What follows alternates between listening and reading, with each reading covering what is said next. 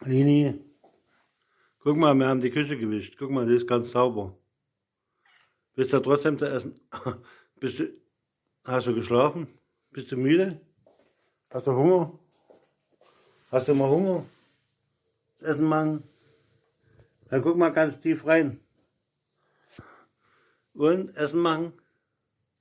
Mal Augen sauber machen und dann essen. Machen wir Creme rein. Ja. Der war gut. Ja, heute früh deftige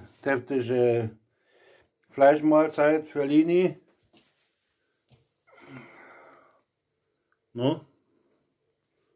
Stimmt's? Schmeckt? Schmeckt? Ja.